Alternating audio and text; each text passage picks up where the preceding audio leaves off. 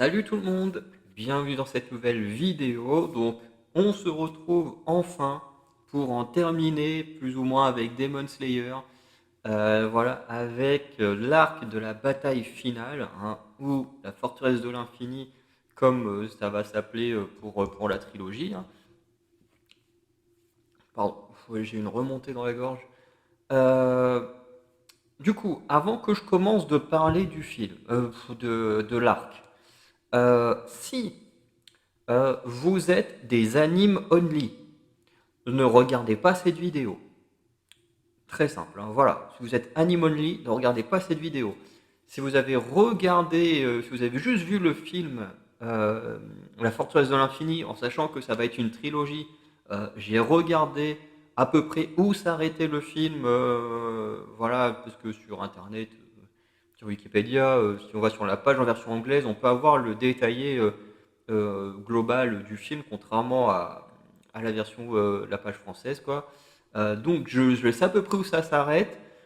Et en réalité, effectivement, ça prend même à peine un tiers, même pas de l'arc. Donc voilà, moi je vais parler de manière détaillée, enfin détaillée de ce que j'ai vu, de ce que je me souviens, de ce que j'ai à dire surtout. Euh, et du coup, ça va forcément dépasser la période Akaza. Parce que pour ceux qui ont lu le manga et qui n'auraient pas vu le film, ça va à peu près jusqu'au passage de Akaza. Voilà. Et du coup, je pense que ensuite, le deuxième film sera sûrement autour de Doma et je ne sais plus comment ça s'appelle, la Lune supérieure numéro 1. Euh, et ensuite, je pense que le dernier film sera entièrement consacré à Musan. Enfin, en tout cas, c'est ce que j'imagine. Je ne sais pas vraiment comment ça va être fait. Mais vu comment c'est parti, surtout que dans le manga, quand Akaza combat Tenjiro et Tomioka, Doma, lui, a déjà commencé son combat contre Shinobu. Donc ce serait pas étonnant que dans un deuxième film, on ait du coup en première partie du deuxième film le combat de Doma et qu'ensuite soit on commence le combat de la Lune supérieure numéro 1 et qu'on la termine en fin de deuxième film ou qu'on le termine en début de troisième film. Bref, je sais pas trop comment ils vont découper tout ça, hein, parce que c'est vrai que dans le manga, c'est vrai que tu suis pas mal un combat et puis quand on est à peu près trois quarts du combat, tu passes à un autre, etc. Je sais pas trop, voilà, comment ils vont faire pour les films. Mais tout ça pour dire que au niveau des films, on n'est que à un tiers, voilà, de l'arc par rapport au manga. Que si vous êtes anime only, et ben voilà, ce que je vais raconter n'a pas encore été fait en animation, enfin du moins à part dans la Forteresse de l'Infini, mais encore une fois, ce n'est pas tout l'arc qui est dans le film, ce n'est qu'une toute petite partie. Enfin, une toute petite partie, oui, on peut dire que c'est clairement une toute petite partie. Donc voilà, je préfère prévenir. Si vous êtes encore là, voilà, c'est que vous avez entendu mon avertissement, c'est que vous, ça vous dérange pas d'entendre ce qui se passe dans le manga, et voilà. Donc je préfère prévenir qu'il n'y ait pas de plainte en commentaire en mode oui, mais tu penses pas aux Animal Only. Je viens de passer 3 minutes à vous prévenir, hein, de ce que vous avez vu, hein. Je sais qu'en animé, ça s'arrête à l'entraînement des piliers, et qu'en film, on n'a que la première partie globalement de l'arc. Donc voilà, vous ne pouvez pas vous plaindre après avoir été autant prévenu. Voilà, donc maintenant je vais rentrer dans le vif du sujet, donc n'oubliez pas, hein, si vous n'avez pas lu le manga, il vaut mieux que vous partez, sinon ça va spoiler la prochaine saison qui fera en animé, et surtout le deuxième et troisième film. Bref. Donc, le manga, du coup, il reprend là où s'était arrêté l'arc précédent. Donc, l'arc précédent qui s'est arrêté avec Ubayashi. Maintenant que j'ai plus son nom écrit là devant, je galère. Qui était sur son lit de mort et Musan, voilà, qui était venu le confronter. Et du coup, il s'est passé un peu ce que je m'attendais et en même temps non. C'est-à-dire que moi je m'attendais à ce que Muzan tue Ubayashi. Bon, ça, c'est ce qui s'est passé, hein, très clairement. Euh, Même si globalement Ubayashi a totalement piégé Muzan. Mais voilà, globalement, la mort du chat des pourfendeurs, c'est ce que j'avais prévu. En même temps, je voyais mal Muzan être là, sachant que c'est le boss final, et de pas tuer quelqu'un, quoi. Il serait devenu la pire fraude des mangas, quoi. Mais le mec, voilà, il combat, Et enfin, il combat. Au début, il se part. Bon, Obayashi lui dit voilà, toi, tu viens de ma lignée, voilà, tu es mon descendant. Enfin, pas mon descendant, mais on vient de la même famille, quoi, globalement. Machin. Donc, oui, ils discutent. En vrai, l'arc est tellement long que je me souviens plus trop de leur discussion. Mais voilà, ils vont un peu discuter. Forcément, comme Obayashi est mourant, bah voilà, Busan, il met fin au truc, mais je sais plus comment. D'ailleurs, je sais même plus si c'est vraiment lui qui tue Ubayashi ou si Ubayashi il meurt dans l'explosion de la baraque. Voilà, parce qu'au d'un moment, t'as tous les piliers qui se rendent compte voilà, que voilà, les démons sont là, donc ils foncent vers la maison, puis la maison se met à exploser. Mais je sais plus si Ubayashi est mort avant ou après l'explosion. Bref. En tout cas, ça se produit, tu as Muzan qui se reforme petit à petit, et du coup, tous les piliers, enfin, je suis pas sûr qu'ils arrivent tous en même temps, mais au bout d'un moment, ils sont tous là, même Tenjiro, voilà, qui confronte Muzan, voilà, plus les pièges qu'avait mis Ubayashi, parce qu'Ubayashi savait qu'il allait mourir. Et là, on arrive à l'un des trucs que je déteste le plus dans les mangas. C'est un truc qui m'avait saoulé. Alors, je ne sais plus c'est dans quel arc de Naruto. Alors, parce que moi, j'ai pas lu Naruto. D'ailleurs, ce sera très certainement le prochain manga que je vais lire. Voilà, parce que il n'est pas facile à trouver. Mais j'ai réussi à trouver des scans. Hein, de toute façon, quand on peut pas acheter les 72 tomes hein, de Naruto, je crois que c'est 72 hein, que j'ai vu. Bah voilà, il y a d'autres solutions. Hein, donc voilà, Naruto, contrairement à Demon Slayer, je le lirai en ligne. Que les Demon Slayer, mon frère il les a, donc ça c'est pas un problème. Mais pour Naruto, bah, même si mon frère il adore, bah, on les a pas. Donc eux, je les lirai en scan et ce sera très certainement l'un des prochains mangas dont je vous parlerai. Je pense que je ferai du Naruto et peut-être un autre manga à côté, histoire de faire plusieurs choses différentes.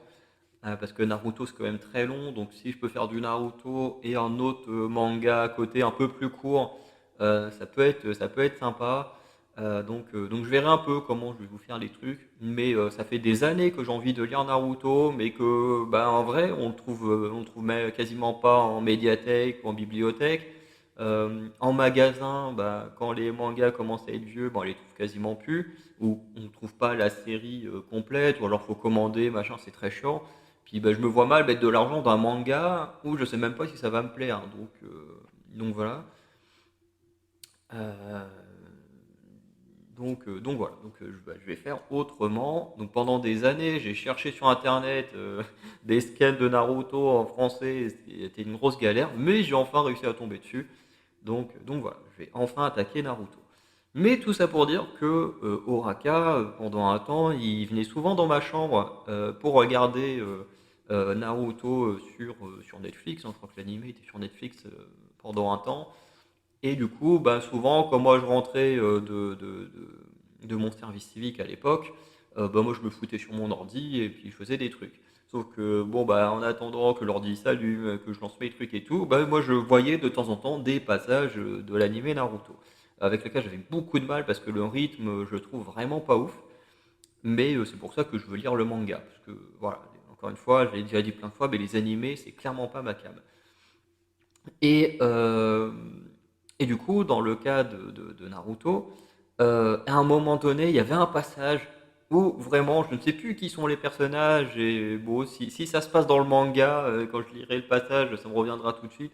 Mais vraiment, t'avais un moment, t'avais machin qui attaquait l'autre, et l'autre est en mode ah, j'ai prévu que tu ferais ça, donc t'as fait telle attaque, et l'autre est en mode oui, mais moi j'avais prévu que t'allais contrer mon attaque, donc j'ai fait ça. Et l'autre, oui, mais j'avais prévu que t'avais prévu que j'avais prévu. Oh là là, je déteste ces trucs-là dans les mangas. C'est un truc qui m'agace. Et là, vraiment, c'est typiquement ça. Et en fait, c'est même pas le fait, toi, de prévoir les choses des autres. C'est vraiment, ils sont tous en mode. Et puis en fait, non, j'avais prévu le coup. Et ça m'énerve de fou. Et là, c'est un peu ce qui se passe au début de l'arc. Parce que quand la maison explose, que Muzan il prend cher et que tout le monde l'attaque, il y a plein de pièges et tout, tu vois, il est là en mode surpris. Oh là là, je m'attendais pas à ce qui se passe. Machin, vous avez réussi à me piéger, machin et tout. Et puis finalement, il est en mode hein, et non, finalement, c'est moi qui vous ai piégé. Et là, t'as le sol qui s'ouvre, et puis bon, bah, ils tombent tous dans la forteresse de l'infini. Et ça, j'avoue que quand j'ai vu le truc, j'ai un peu soufflé. J'ai un peu soufflé parce que ce type d'écriture, c'est un truc qui m'énerve de fou. Voilà, tous ces trucs en mode ah, tu m'as fait ça, je suis surpris, mais en fait, je suis pas si surpris parce que j'avais déjà prévu que. Oh là là. ce genre de truc, moi, ça m'agace. Bref. En tout cas, ça m'a pas gâché l'arc. En tout cas, j'ai bien soufflé à ce moment-là quand j'ai débuté l'arc. Donc du coup, tout le monde tombe dans la forteresse infinie. Bon, je me doutais que tout le monde allait vouloir se venger, allait vouloir tuer Muzan. Après, de là à ce que la forteresse infinie arrive directement à eux, bon, alors celle-là, je m'y attendais pas, hein. Et pourtant, l'arc est tellement long qu'ils auraient eu le temps d'y aller, hein. Bref. Donc ensuite, une fois qu'ils sont tombés dans la forteresse de l'infini, bah, tous sont plus ou moins séparés et vont aller affronter différentes personnes. Donc je pense que au lieu de raconter de manière chronologiquement ce qui s'est passé, je pense que je vais passer de l'une supérieure en l'une supérieure jusqu'à l'affrontement avec Luisanne. Et je pense que ça va être le plus simple pour moi. Il bug là? Non, c'est bon, il s'est remis. Euh, je pense que ça va être plus simple que d'essayer de faire, parce que bon, il y a quand même, je crois que j'ai calculé, ça fait à peu près 68 chapitres, plus le chapitre bonus derrière, bon, qui est pas hyper intéressant en vrai, parce que c'est juste, je crois, de mémoire pour montrer comment Rengoku est devenu un pilier. Enfin bon, je trouve que c'est pas aussi intéressant que. Je trouve que c'est pas aussi intéressant. Enfin, du moins, ça aurait été intéressant dans le manga. Là, c'est plus un truc bonus, donc voilà. Mais il y a quand même ouais, à peu près entre 60 et 70 chapitres à lire, donc ça fait beaucoup quand même. Donc voilà. Euh, du coup, je vais commencer de la lune la plus faible à la plus forte. Donc il y a un truc moi que j'ai pas trop compris dans le manga, enfin dans l'arc, c'est que bon, Muzan il piège tout le monde, bon ça je l'ai compris. Pour combattre tout le monde, bon voilà, il a créé plein de nouveaux démons et tout, bon qui se font zigouiller très rapidement, parce que bon c'est clairement. Alors les personnes disent oui, ils sont de niveau de lune inférieure, mais en réalité il les poutre à une vitesse, bon voilà, tu sens que c'est vraiment des démons de merde. Et ensuite, tu as les trois lunes supérieures qui restent, qu'on avait vu il y a deux arcs de ça en réunion avec Muzan. Donc il restait la une, dont j'ai oublié le nom. Je me souviens du nom du frère Yorishi, mais je me souviens plus du nom du démon. Ensuite, tu avais Doma et Akaza. Et du coup, Muzan a créé deux nouvelles lunes supérieures. La numéro 4, donc qui est, vous savez, le démon qu'on voit là qui joue une sorte de. Je vais pas dire de harpe, parce que je sais que c'est pas une harpe, mais c'est pas non plus une guitare. Enfin bref, il joue un instrument à cordes, bref. Et il a créé la lune numéro 6, qui est un perso lié à Zenitsu. Et du coup, bah, en fait, au milieu, tu te dis, mais en fait, c'est quoi le délire? Alors, il a recréé la 4, il a créé la 6, mais il a pas créé de 5. Ça n'a aucun sens. Enfin, moi, pendant un moment, je me suis dit, mais attends, il y a forcément un nouveau démon qui va apparaître encore. Je veux dire, normalement, ils sont censés être 6 lunes supérieures. Pourquoi est-ce que là, il n'y en a que 5? Enfin, ok, il y en a 3 qui sont mortes sur les 6 anciennes. Il reste 3. Pourquoi il aurait créé que 2 et pas 3? Enfin, surtout qu'il, de mémoire, il crée vraiment la 4 et la 6. Tu dis, mais et la 5, elle est où? Enfin bref, c'est bizarre. Je n'ai pas compris le délire. Mais bon. En tout cas, la numéro 6, c'est un démon qu'on avait absolument jamais vu, un perso qu'on avait absolument jamais vu. Et je trouve ça dommage. Alors, c'est un démon qu'on voit dans le film La Forteresse de l'Infini, parce que bah, du coup, sa présence, bah, de toute façon, le combat, il se fait à peu près au début de l'arc. Et du coup, j'avais vu une vidéo de Mademoiselle Soso et de Louis San qui parlait des meilleurs combats d'anime et tout, et qui avait mis ce combat-là, bon, qui vient du coup du film Fortress de l'Infini, mais ils avaient mis ce combat-là, que, bon, moi en vrai, ce que j'aime pas dans ce combat, alors le combat en vrai il est hyper stylé. Voilà, on a enfin un Zenitsu sérieux, on n'est plus sur les Zenitsu qui chialent comme une merde et tout ça.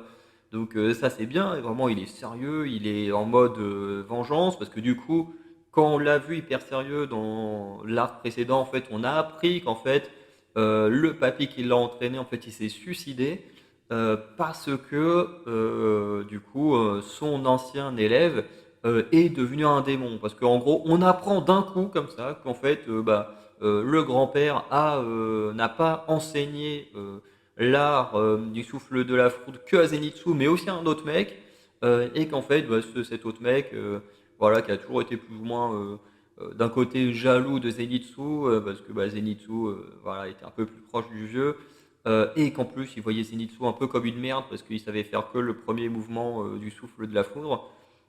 Bref.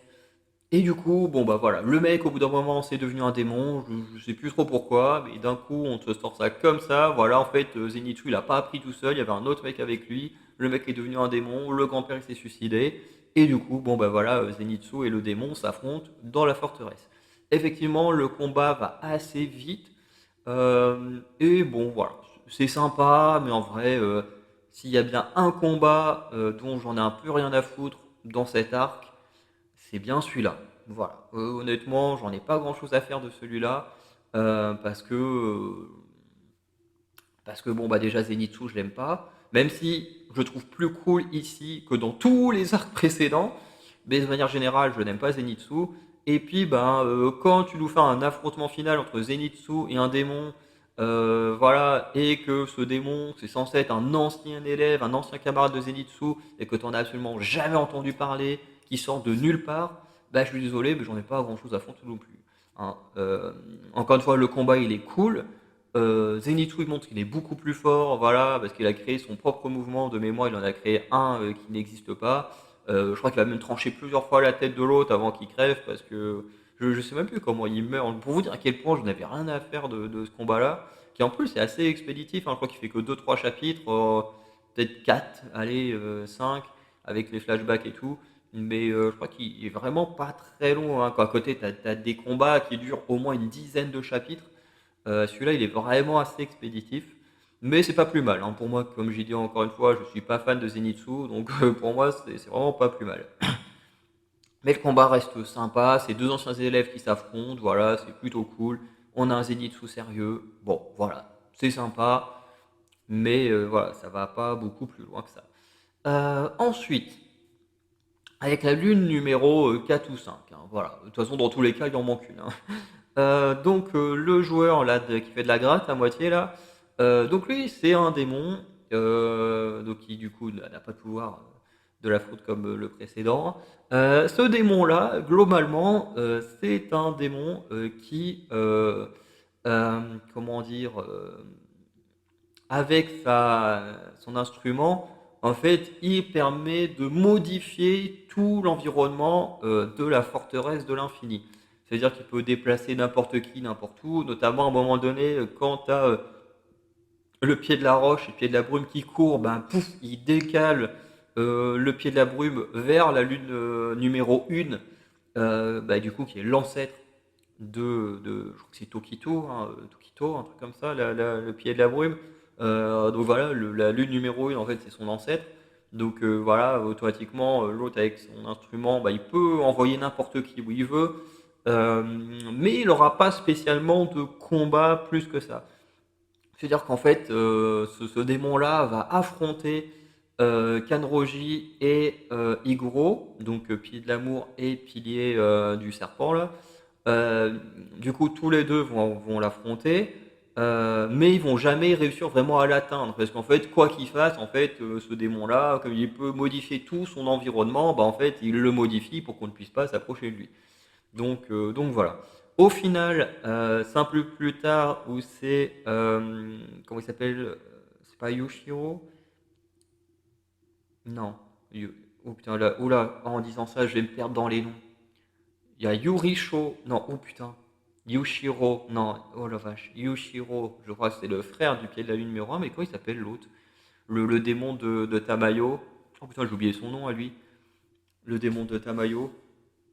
Bref, en tout cas, lui, globalement, il va se servir de ces petits papiers en fait pour prendre le contrôle de l'île numéro 4. Donc en gros, il va demander à Kenroji et à Eguro de détourner l'attention de la lune numéro 4. Et comme ça, paf, il lui met son truc sur la tronche et du coup, il arrive à en prendre le contrôle.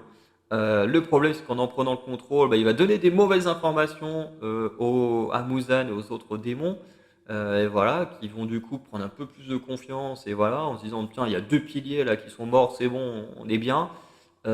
Et ensuite, euh, le démon de Tamayo va essayer de s'en servir pour remonter toute la forteresse, enfin pas toute la forteresse, mais en gros, oui, je suis quand même la forteresse à la surface. Donc là, on est au moment du combat où les gens affrontent Muzan, où ils essaient du coup effectivement de le remonter à la surface pour que ce dernier puisse crever au soleil quand le soleil se lèvera. Ensuite, comme Muzan hein, n'a pas envie hein, d'être exposé au soleil, du coup lui il va de lui-même tuer sa propre lune supérieure afin de stopper le truc, sauf que bon bah c'est trop tard, avec les gens qui l'affrontent et tout, bah, finalement il en perd un peu le contrôle et la forteresse finit quand même par sortir de terre. Mais bon, ça c'est un peu plus tard.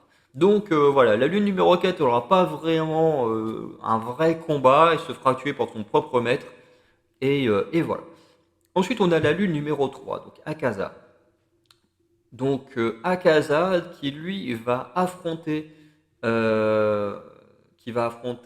du coup Tenjiro et Tomioka, donc les deux piliers, enfin le pilier de l'eau et bon, Tenjiro qui à la base avait le souffle de l'eau, hein, même s'il utilise aussi celui du feu. Hein.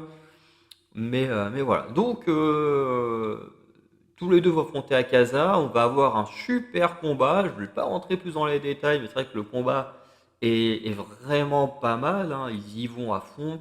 Vraiment, Akaza, il met tout le monde, enfin tout le monde, il met ses deux adversaires vraiment dans la merde. Vraiment, il est même passé un niveau au-dessus comparé au combat avec Rengoku. Mais en même temps, le combat avec Rengoku, il a fait à peine deux chapitres, même pas, donc c'est difficile de juger hein, entre un combat qui dure deux chapitres, un combat qui dure au moins une dizaine de chapitres. Bon, bah, c'est plus difficile de juger. Mais le combat est assez intéressant. Bon, dans le cas d'Akaza, malheureusement, lui ne va pas, comment dire, qu'est-ce que je voulais dire sur Akaza? Bah merde, je sais même plus. Oh putain, je sais même plus ce que je voulais dire sur lui. Oh putain, j'allais dire un truc, ça m'est sorti aussitôt. Bref, oui, si, c'est que lui, il va pas réussir à tuer de membres des pourfendeurs, malgré tout ce qu'il envoie dans la tronche, que ce soit de Tenjiro ou de Tomioka, il n'arrivera pas à en tuer ni l'un ni l'autre, mais il va quand même faire beaucoup de dégâts, il va quand même voilà, être hyper résistant. Et au final, c'est Tenjiro qui va réussir en fait à lui trancher la tête. En fait, il va se souvenir parce que de toute façon c'est toujours comme ça dans Demon Slayer, c'est oh je me souviens de tel truc donc voilà j'ai une technique d'un coup qui se débloque. Ça c'est un peu relou. Mais en fait il va se souvenir d'une conversation qu'il a eue avec ce cher Inosuke qui lui dit qu'en fait, lui, quand il a un danger, un truc comme ça, en fait, il ressent des picotements sur son corps. D'ailleurs, ça m'a fait marrer parce que c'est quand même quelque chose qu'on peut ressentir, nous, également dans la vraie vie. Je veux dire, moi, si quelqu'un s'approche derrière moi, j'ai tout de suite un picotement dans la nuque et du coup, je sais que quelqu'un est placé derrière moi. Et du coup, si quelqu'un veut essayer de me faire peur ou quoi que ce soit, bah, en fait, je le ressens tout de suite. Et voilà. Et c'est un peu pareil avec mon visage.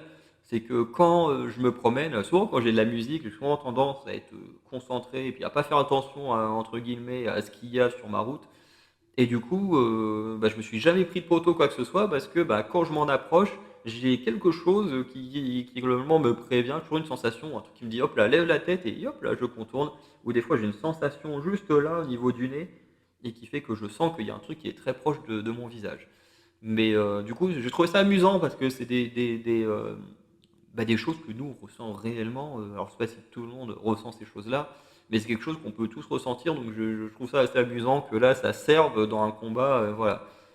Donc, Tenjiro va plus ou moins se servir de ça euh, comme une sorte de nouvelle façon de combattre.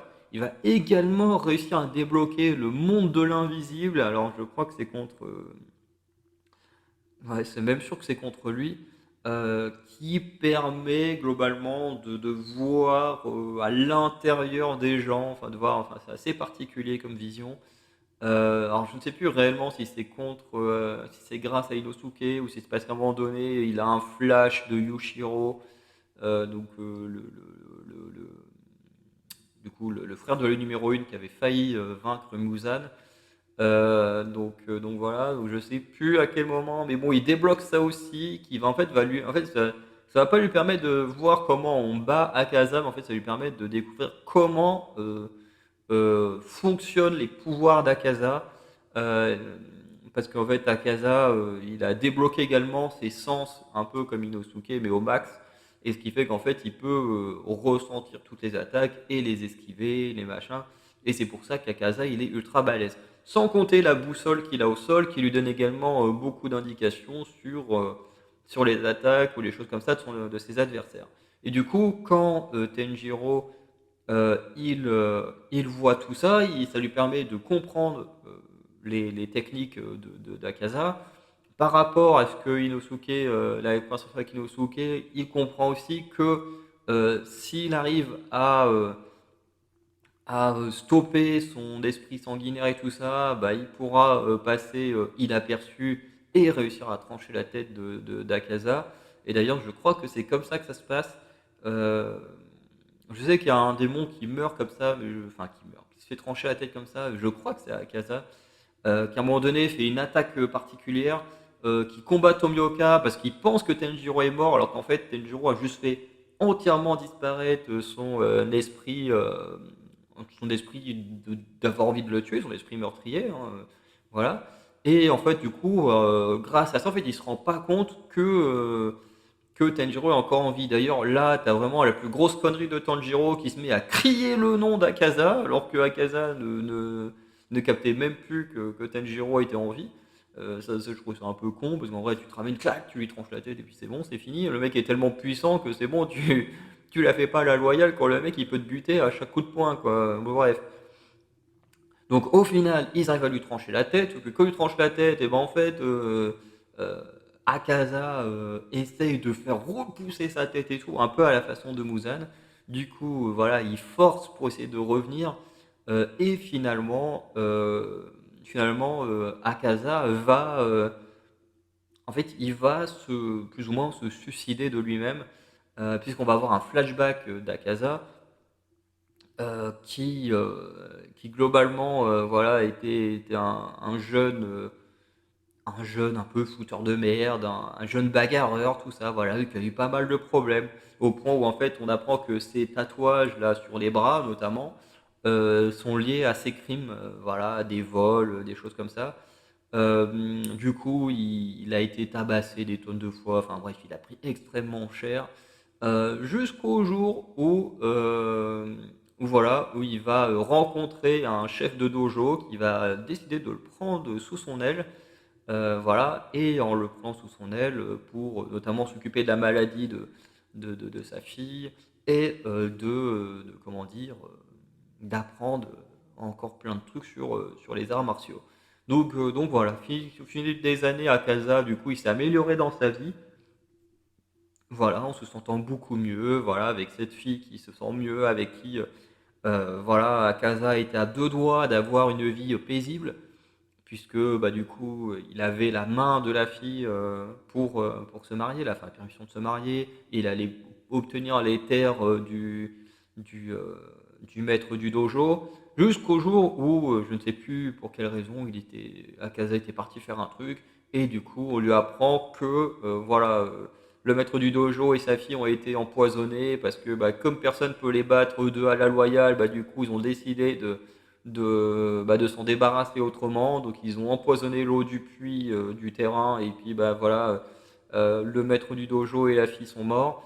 Et du coup, Akaza, il a pété un câble, il a tué tous les gens qui étaient liés à ça. Voilà, c'était pas encore un démon, il a buté absolument tout le monde. Voilà, il a fait un carnage. Et ensuite, voilà, il était tellement désespéré que quand Muzan a décidé d'en faire un démon et tout ça, Akaza a décidé d'accepter. Et le truc, c'est que pendant son combat, Akaza, du coup, a commencé à avoir des visions de la gamine avec qui il aurait dû se marier et tout ça. Gamine qu'il aimait vraiment quand il était humain. Et du coup, à force de toutes ces visions, de tous ces trucs-là, Akaza a décidé de lâcher prise et de se laisser mourir, voilà, en acceptant d'avoir été vaincu. Voilà, et d'ailleurs, même en ayant accepté d'être vaincu, son corps va lui-même s'auto-générer tellement il a pris l'habitude de faire ça. Mais au final, voilà, il va quand même du coup mourir plus ou moins de lui-même. Donc voilà, pour Tenjiro et Tomioka, ensuite eux ils vont foncer pour essayer de trouver Muzan. Donc voilà. Par la suite, du coup, on a la lune supérieure numéro 2, donc qui est Doma. Doma qui, lui, va faire face euh, à, euh, d'abord à Shinobu tout seul. Donc les deux vont s'affronter, ce qui est un combat plutôt intéressant au départ. On est quand même sur une force brute avec Doma. En plus, c'est l'homme qui a tué la sœur de Shinobu. Voilà, d'ailleurs, au niveau des noms, ils ne sont pas fait chier, hein, parce que t'as Kanae qui est la sœur de Shinobu et t'as Kanao qui est l'élève un peu élevé comme une petite sœur de Shinobu. Donc, franchement, sur les noms, tu dis après tu t'étonnes qu'on puisse s'y perdre si les noms ils sont tous si proches. Mais bref, du coup, Shinobu affronte Doma. Elle lui fait quand même pas mal de petits dégâts au poison de son sabre et tout ça. D'ailleurs, sabre de Shinobu qu'on avait offert à Oraka à Noël l'année dernière. Je sais pas si on l'avait fait une vidéo pour présenter le sabre. Peut-être qu'on en fera une un jour. Parce que comme là on est en plein déménagement et tout, c'est trop compliqué. Et je pense qu'un jour on vous montrera le sabre de Shinobu, ce qu'il donne du coup en sorte de réplique. Voilà, parce que on sait que Orakai il adore Shinobu, du coup avec mon ancien coloc on lui avait offert. Au début on voulait lui offrir une figurine de Shinobu, mais c'était quasiment impossible à trouver, on voyait Kanao partout. Mais Shinobu, franchement, on la trouvait quasiment pas. Même là, des fois, quand je vais dans des magasins de figurines à Caen, qui est quand même une bonne ville et tout, hein, Shinobu, on la voit pas. Mais d'ailleurs, il y a une très très belle figurine de Kanroji que j'ai vue. Je pense qu'un jour je me l'achèterai. Je sais pas à combien elle est, mais je pense qu'un jour je m'achèterai parce qu'elle est plutôt stylée.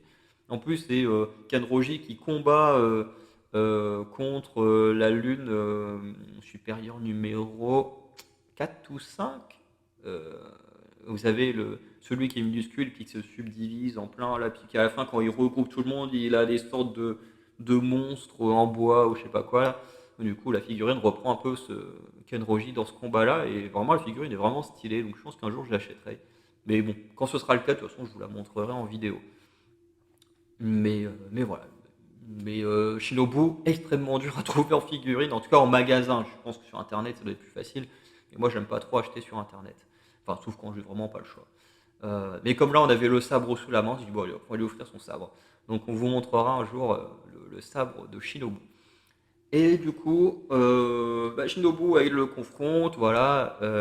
Elle essaye de lui faire du dégât avec plein de venins différents.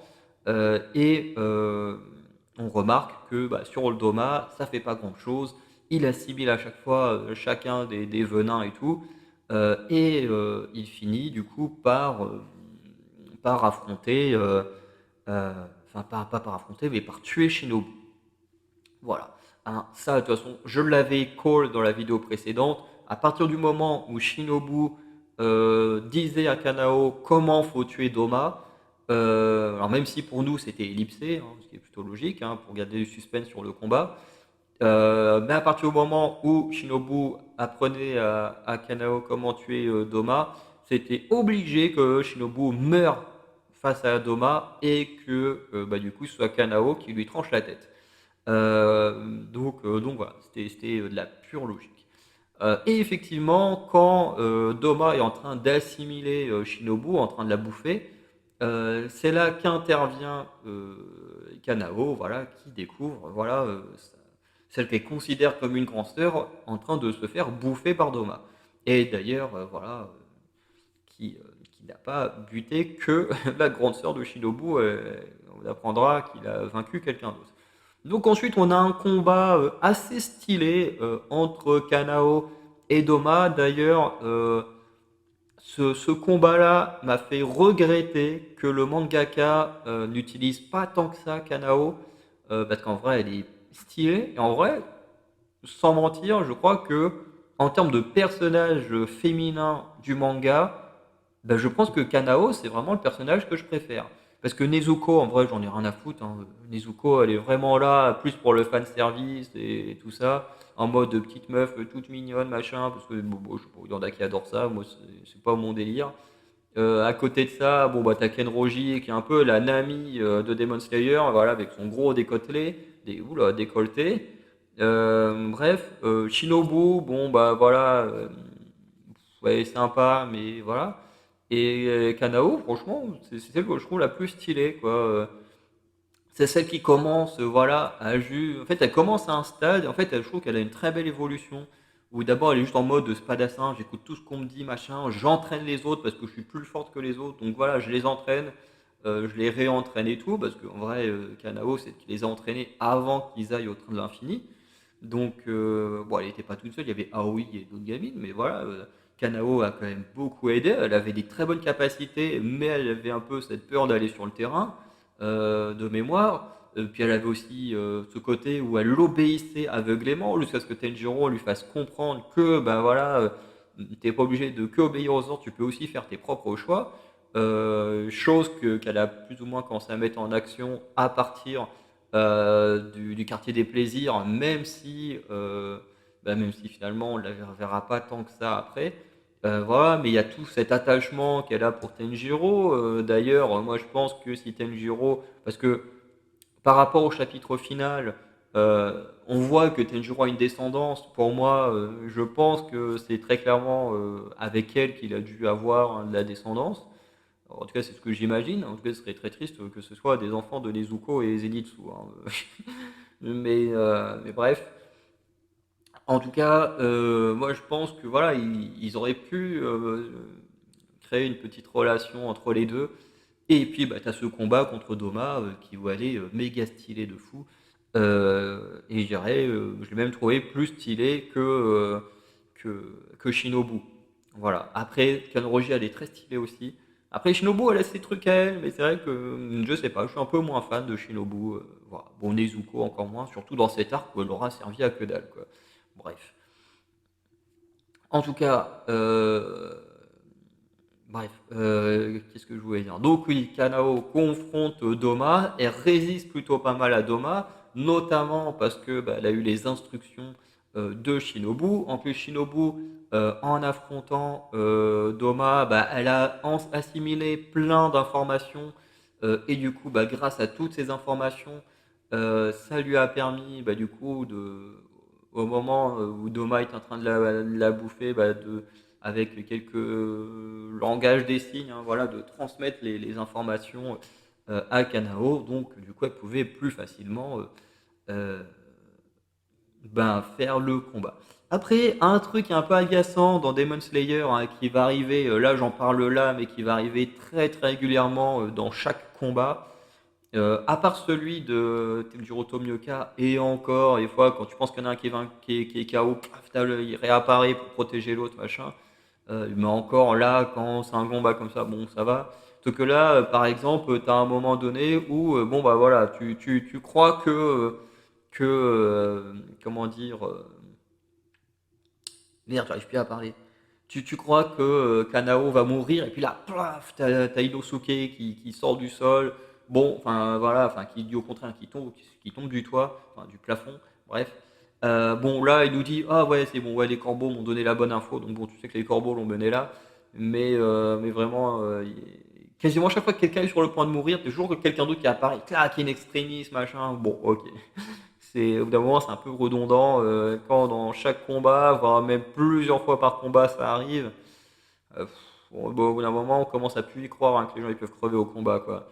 Bref. En tout cas, Inosuke et Kanao vont tous les deux affronter Doma. C'est là qu'on apprend le passé de Inosuke, où en fait, enfin, on apprend également le passé de Doma et par extension celui d'Inosuke. Puisque en gros, Doma, c'était un gamin dont ses parents ont créé toute une religion autour de lui. Voilà, alors j'ai oublié le nom de la religion, mais voilà, en gros, il le faisait passer pour une sorte de divinité auprès des gens qui venaient, voilà, demander des bénédictions alors que c'était qu'un gamin et tout. Voilà, il a vu ses parents crever, un de ses parents tuer l'autre, machin. Et bon, voilà, le mec avait aucune émotion, rien. Et du coup, Doma va juste continuer, voilà, à faire ses trucs comme ça autour de son église, de je sais plus quoi. Euh, et du coup, quand on apprend le passé d'Inosuke, en fait, on apprend que sa mère voilà, qui était de mémoire battue par le père ou un truc comme ça. Elle a décidé de fuir avec le bébé et de se rendre dans cette fameuse église, voilà, où elle a été assez proche de Doma, jusqu'à ce que elle se rende compte que Doma était un démon qui bouffait ses fidèles, voilà, et surtout qui aimait bouffer les femmes. Contrairement à Kaza qui ne tuait pas les femmes, qui ne frappait pas les femmes, et ben voilà, ce cher Doma, lui, c'est tout l'inverse. Donc voilà. Et du coup, bon bah la mère d'Inosuke, elle a décidé de fuir et de voilà, quand elle s'est rendu compte que de toute façon elle allait crever, elle a abandonné son bébé et bon bah du coup elle s'est fait tuer par Doma. Et c'est comme ça que Inosuke a été recueilli par des sangliers et élevé par des sangliers. Voilà, c'est une nouvelle version de Mowgli. Et bon, c'est assez intéressant, même si tu encore une fois, ça te sort de nulle part. Et en fait, c'est marrant parce que tu souvent des infos comme ça qui sortent de nulle part. Tu vois, là, d'un coup, tu vois, les mecs qui s'affrontent et c'est en mode ah, mais je te connais, toi, j'ai tué ta mère. T'es en mode, mais Inosuke, il a jamais parlé de sa mère, il s'en fout de sa mère. Là, d'un coup, il se met à combattre Doma pour une mère qu'il a jamais connue, où il est super triste, alors que, bon, voilà, genre, il a des souvenirs de quand il était bébé, enfin, ce qui est quasiment impossible. Bref. C'est pareil avec, encore une fois, avec Tokito, quand il tombe face à l'Ultra numéro 1, t'as l'autre qui est en mode «Eh, je te connais, toi, t'es un de mes descendants.» T'es en mode «Bon, ok.» T'as des trucs comme ça, ils te sortent de nulle part, voilà, des révélations comme ça. Bon, encore une fois, ce serait bien de placer des petits trucs petit à petit, mais bon. Donc voilà. Inosuke et Kanao vont affronter Doma en essayant d'avoir à peu près un niveau équitable, sauf que Doma voilà, est beaucoup trop fort pour eux. Voilà, il peut même créer des monstres de glace, machin, pour confronter Inosuke et Kanao, qui vont quand même résister pas mal de temps. Donc voilà. Et c'est là qu'intervient Shinobu, même si elle est morte, en fait, elle avait emmagasiné en elle depuis très longtemps du poison. Voilà, alors très certainement en espérant tomber sur Doma un jour, hein. Et en fait, elle va employer du poison en sachant qu'elle allait se sacrifier et que comme ça, ben, en se sacrifiant, au bout d'un moment, le poison ferait effet dans le corps de Doma et du coup, bah, ça l'affaiblirait totalement. Et c'est ce qui va se produire. Voilà, Doma va devenir beaucoup moins efficace. Avec le poison, ces créatures de glace vont commencer à disparaître. On va avoir une scène méga badass quand même de Kanao quand elle utilise l'attaque ultime du pilier de la fleur, enfin du souffle de la fleur, là, pour détruire le truc de glace géant. Bon, à ses risques, hein, parce que du coup elle va quand même perdre la vue, enfin elle va perdre la vue d'un œil. Mais la scène est méga badass. Au final, elle va essayer de porter le coup de grâce à Doma qui résiste un peu jusqu'à ce que Inosuke intervienne également en me jetant ses sabres, ce qui va créer un peu un truc qui va crocheter la tête de Doma et du coup bah, un peu en même temps, bah, du coup Inosuke en jetant ses sabres, parce que je crois que lui il jette ses sabres, un truc comme ça, enfin je sais plus trop, bah, il venge la mort de sa mère et en même temps Kanao, qui elle est vraiment au corps à corps, bah, du coup venge la mort de Shinobu et de la sœur de Shinobu. Donc voilà, de toute façon c'est un peu ce à quoi je m'attendais, que Kanao participe à la mort de Doma et lui tranche la tête, ça j'en étais quasiment sûr que ça allait intervenir. Bon, après ils ont rajouté l'histoire d'Inosuke pour donner de l'importance à Inosuke dans le combat. Bon, c'était quand même sympa. Honnêtement, c'est un bon combat. Ensuite, on a la lune supérieure numéro 1. Donc la numéro 1, voilà, je m'en souviens plus du nom du gars, je me souviens de son frère Yushiro ou un truc comme ça. Mais la lune supérieure numéro 1, je me souviens plus du tout du nom. Donc lui, d'abord, il affronte tout seul Tokito, donc voilà, qui, comme j'avais dit un peu plus tôt dans la vidéo, qui, à cause de la lune qui peut changer l'espace de la forteresse, avait décalé Tokito pour qu'il fasse face à la lune supérieure numéro 1. Donc on était entre ancêtres et descendants. Donc les deux vont s'affronter très rapidement. Voilà, Tokito tout seul ne fait clairement pas le poids. Voilà, il se fait transpercer direct, il se fait embrocher contre un mur. À la suite de ça, intervient, Genya qui, tente de l'aider, mais bon, le gars a totalement pas le niveau, hein. Il va se faire couper, les 2 bras, il va se faire couper le ventre en 2 et puis il va rester comme ça un petit moment, voilà. C'est alors qu'intervient Sanemi et Himejama, un truc comme ça. Voilà, donc d'abord le pilier du vent, je crois que c'est d'abord le pilier du vent, puis le pied de la roche, ou l'inverse. Mais en tout cas, ils vont petit à petit intervenir. On va avoir un très long combat avec en plus un démon qui va pas mal évoluer dans le combat. En plus, c'est un détenteur du souffle originel de mémoire. Enfin bref, en tout cas, il a un souffle alors que c'est encore un démon. Enfin bref, il est méga puissant. Il va faire beaucoup de dégâts quand même, hein, voilà, en transperçant notamment, comme j'ai dit, Tokito. Je crois que c'est lui qui va couper 2 doigts à Sanemi dans une attaque. Enfin bref, ils vont tous prendre un peu cher dans ce combat. Mais ils vont tous résister, en sachant que la lune super numéro 1, comme j'ai dit, elle va évoluer, puisque au départ, elle combat uniquement avec son sabre et tout comme ça.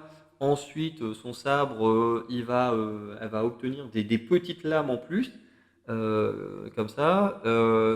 Puis ensuite, c'est carrément tout son corps qui va sortir des lames et tout. Enfin, plus il est acculé, plus il devient fort et puis il transforme ses armes et tout. Voilà, d'ailleurs, ces lames qui sont faites à partir de sa propre chair et tout, enfin bref.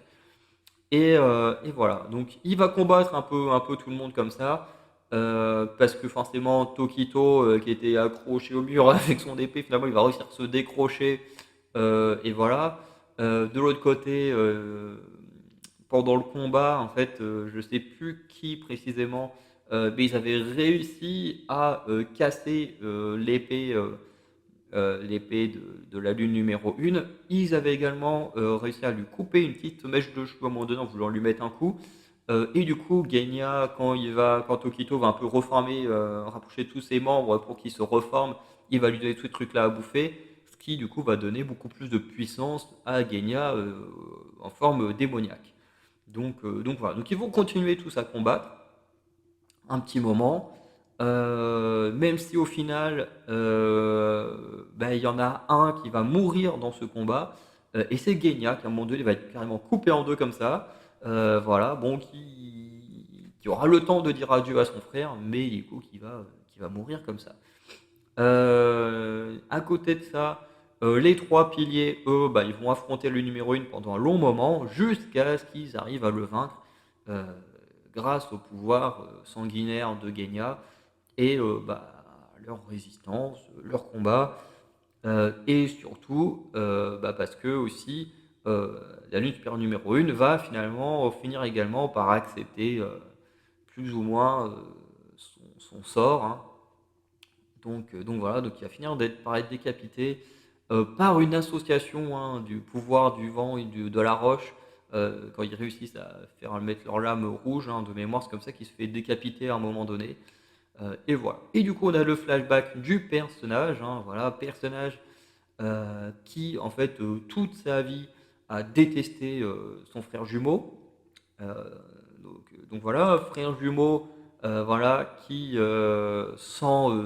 sans entraînement était beaucoup plus fort que lui, beaucoup plus doué que lui, en sachant que techniquement la lune, elle, était destinée à devenir un grand samouraï, et son frère était destiné à finir dans un couvent pour devenir moine ou je ne sais quoi.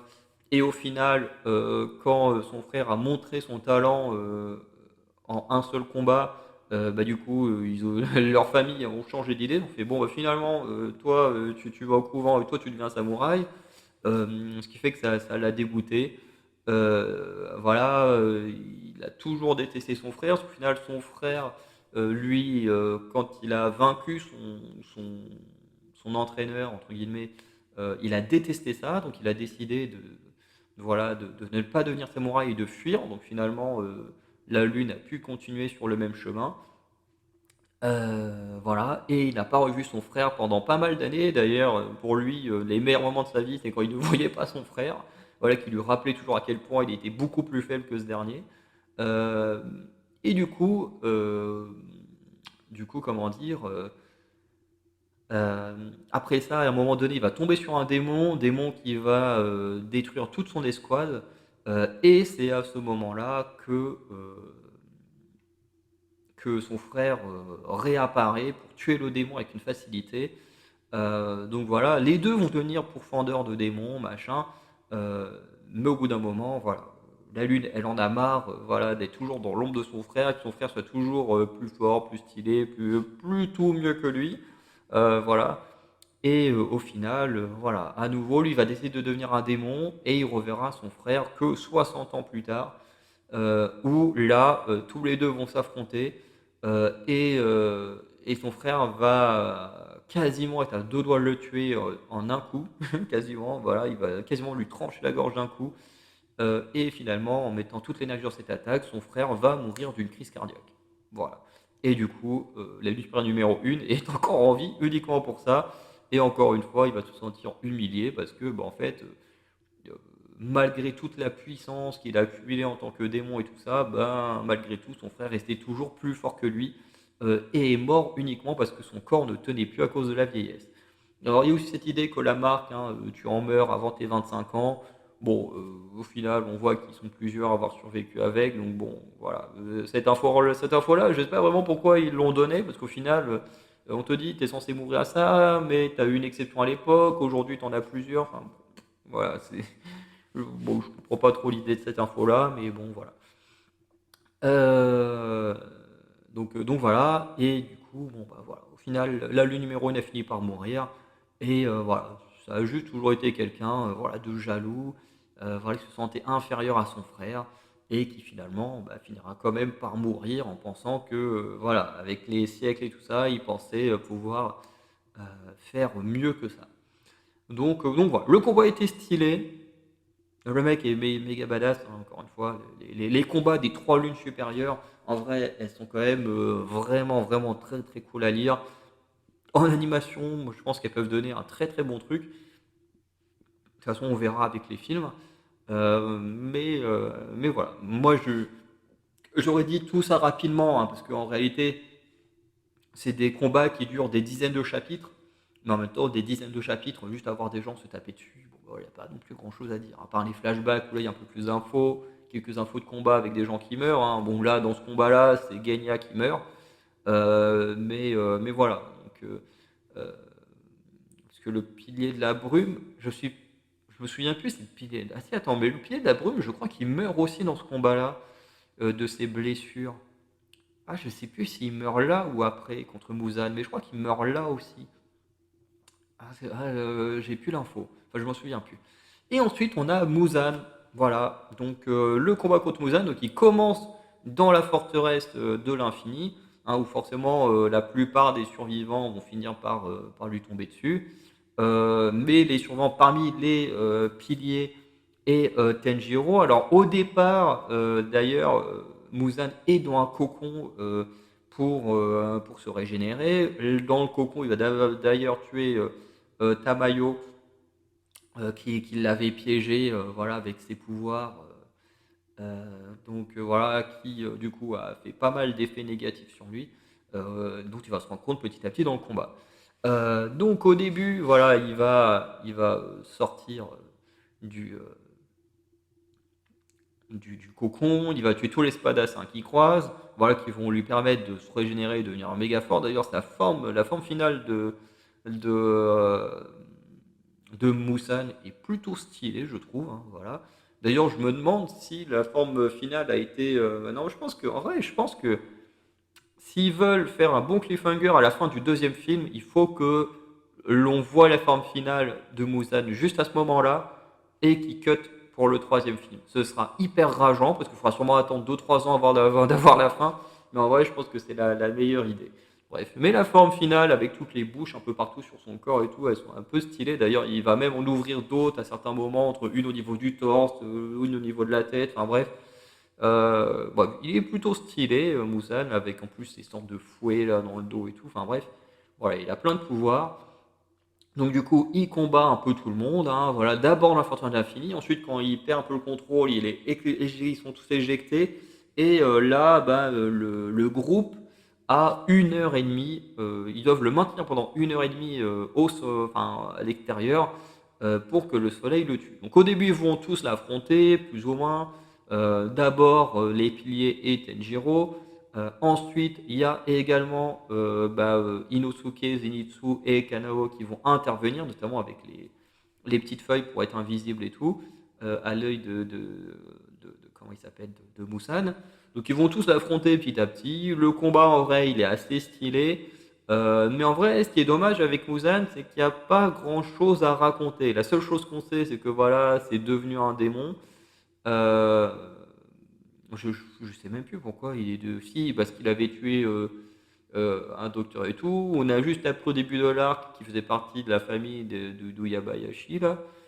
Mais en vrai, c'est vrai qu'il n'y a pas grand chose de plus avec lui. Voilà, on sait juste qu'il voulait devenir un peu immortel, qu'il voulait conquérir le soleil, voilà, voilà, pouvoir faire ce qu'il veut jour et nuit. Mais c'est vrai qu'avec Muzan, on n'a pas comment dire, de flashback larmoyant ou quoi que ce soit. C'est quasiment que du combat pur pendant au moins 20 chapitres. Et je pense que j'exagère pas quand je dis qu'on n'est pas loin de 20 chapitres de combat. Euh, Parce que le combat, il est quand même très très long. Mais voilà, tout le monde essaye voilà, de résister, de faire ce qu'il peut. Euh, plus le temps passe, plus Muzan se dit bon voilà, là, ça commence à me saouler, il résiste trop, faut que je commence à me barrer. Du coup, il trouve un moyen voilà, de l'empêcher de partir. Voilà, certaines lunes, pas lunes, mais certains piliers vont pas mal se dévoiler à ce moment-là, notamment Iguro, qui n'avait pas eu cette occasion-là depuis le début du manga, contrairement à tous les autres. Bon, certains qui se sont comment dire, révélés ici, comme le Pied de la Roche ou du Vent, parce que bah, après, ils n'avaient pas eu l'occasion avant. Donc tout ça, c'est plutôt cool. Donc voilà, on a un très très gros combat, très long, avec tous les survivants contre Muzan. Voilà, et finalement, Muzan, il comprend que voilà, il est un peu mal en point parce que bah voilà, le gars, en fait, euh, je sais plus trop comment, mais en fait, Tamayo lui a transmis. Ah si, c'est quand il lui plante son bras dans le cœur, enfin, dans un des cœurs, parce que le gars, il a je sais plus combien de cerveaux, je sais plus combien de cœurs, bref. Et en fait, en plantant sa main dans son corps, en fait, elle lui a transféré une sorte de médicament et tout. Et en fait, un médicament qui a plusieurs effets, notamment à la base de le rendre humain, mais celui-là n'a jamais fonctionné. Il y a un médicament pour ralentir, je crois, sa régénération. Il y en a un qui le fait vieillir de je sais plus combien d'années toutes les minutes. Je crois que c'est 100 ans, ou 10 ans ou 100 ans, je sais plus. Mais toutes les minutes, il vieillit, ce qui en fait qu'il perd ses réflexes, enfin que ses réflexes sont de plus en plus lents, voilà, qu'il devient de plus en plus faible. Et le quatrième, bref, il y a quatre effets sur lui, voilà, qui le rendent de plus en plus faible au fil du combat et font que bah, les autres ils peuvent de plus en plus résister contre lui, avoir le dessus sur lui. Voilà. Bon, quand il sait qu'il est sur le point de mourir, du coup, bah, ce qu'il fait, c'est que il va rentrer dans le corps de Tenjiro, puisqu'en fait, il prend une forme de bébé géant où il va engloutir Tenjiro en lui. Et en fait, comme il se rend compte avec tous les autres qui l'empêchent de s'abriter, qui va mourir, bah, du coup, il décide de transférer son sang dans le corps de Tenjiro et de faire de Tenjiro un démon. D'ailleurs, encore une fois, tu ne sais absolument pas pourquoi, mais Tenjiro il devient démon et automatiquement, wouh, il a conquéri le soleil. Bon, ok. Bon, ok, hein, juste parce que c'est le héros, très clairement. Hein. Voilà, hein, comme Nezuko, hein, juste parce que ce sont les héros, sinon, voilà. Que vraiment, il n'y a aucune explication de comment tu peux conquérir le soleil ou quoi que ce soit. Tu sais que tu as un démon, c'est extrêmement rare qui apparaît, qui peut conquérir le soleil. Là, bon, tu as eu Nezuko, tu as Tenjiro, sans problème, qui conquit le soleil d'un coup. Donc voilà, bah, du coup, le groupe se met du coup bah, maintenant à combattre Tenjiro hein, pour le calmer. Il y a également un combat intérieur dans Tenjiro avec Muzan. Et finalement, grâce à ses souvenirs et tout ça, de tous les gens qui étaient autour de lui, qui l'ont accompagné pour toute cette aventure, bah, Tenjiro va réussir à se défaire de Muzan et à se débarrasser de sa forme démoniaque. Ce qui fait qu'au final, euh, Tenjiro, qui s'était fait couper un bras de mémoire, qui avait repoussé quand il était en démon, bon, bah, finalement, son bras est devenu très bizarre, voilà, tout flétri, tout ancien. Il avait également perdu un œil, du coup, qui maintenant avait repoussé, mais du coup, il a plus la vue sur cet œil-là. Et voilà. D'ailleurs, très bon, j'y ai pas pensé avant, mais dans le combat contre Akaza, il y avait une bonne symbolique avec le fait que dans le combat, il y avait la garde de Rengoku sur le sabre de Tenjiro. Donc c'est un peu comme si Rengoku était présent également pour couper la tête d'Akaza. Donc ça, c'était la symbolique était assez cool. Donc voilà. Et, euh, et du coup, bon bah voilà, une fois qu'ils ont vaincu Muzan, que tout le monde est redevenu à la normale, que Tenjiro est revenu à la normale, et en vrai, c'est le seul moment où Nezuko sert à quelque chose, c'est pour essayer de ramener Tenjiro à la normale, que moi j'ai attendu plein de fois que Nezuko intervienne dans le combat final, et finalement elle n'est jamais intervenue, elle a toujours été en fait dans son coin à faire on ne sait quoi. Enfin si, au début elle était à l'écart pour pas que Muzan puisse bah, prendre possession d'elle ou on ne sait quoi pour conquérir le soleil. Et, euh, et voilà. Sauf que elle va s'enfuir pour essayer de rejoindre Tenjiro. Et du coup, tu t'attends à ce qu'elle participe au combat final. Et finalement, elle ne participera jamais au combat final. Elle viendra juste essayer de calmer Tenjiro quand il devient un démon. Bon, une fois que tout le monde redevient normal, et ben tout le monde meurt. Voilà. T'as le pied de la roche qui meurt de ses blessures. Kenroji et Iguro qui meurent tous les deux également de leurs blessures ensemble. Voilà, main dans la main. Tu as qui d'autre? Bah, en fait, il y a quasiment que des piliers qui meurent. Bref. Tu as Sanemi, voilà, que tu as un moment donné où voilà, il est là, où il voit ses frères et sœurs qui sont tous morts et tout. Il voit sa mère où il dit, mais vas-y, viens avec moi et tout. Et finalement, tu as leur père qui chope la mère, puis qui la ramène en enfer. Et qui dit, de toute façon, toi, t'as pas ta place ici. Puis finalement, Sanemi, il se réveille. Bref, le truc classique hein, qu'on a vu mille fois au cinéma, hein, quand quelqu'un il meurt et puis il dit ah non, c'est pas encore le moment, et fou, hop, là, il est reprojeté dans son corps. Ça, on l'a vu un milliard de fois, on l'a vu très récemment, enfin très récemment, ça fait déjà 2-3 ans dans les Gardiens de la Galaxie 3 avec Rocket. Bref, c'est un truc assez classique. Alors, je sais que les gens se moquent beaucoup de ces trucs-là. Moi, ça me dérange pas tant que ça, honnêtement. Voilà, c'est des symboliques. Moi, ça me dérange pas. Mais voilà. Donc au final, à la fin, n'ont survécu bah, que les quatre persos principaux, Inosuke, Zenitsu, Tenjiro et Nezuko. En même temps, elle, bon bah, elle était pas là au combat, donc elle pouvait que survivre. A également survécu Kanao, Sanemi et Tomioka, ainsi que euh, comment? Le démon de Tamayo. Voilà. Donc au final, comme les démons ont disparu, bah, du coup l'ordre des pourfendeurs est révolu, voilà, c'est terminé, il y en a plus du tout. Euh, par la suite, euh, après ça, bah, du coup, on a bon, Kanao, on sait pas trop ce qu'elle devient. Vraiment, elle a une petite conversation avec Tenjiro qui est sympa, et puis après on sait pas trop ce qu'elle devient. Tenjiro, Nezuko, Inosuke et Zenitsu, ils partent tous ensemble à la maison, enfin l'ancienne maison de la famille de Kamado, quoi.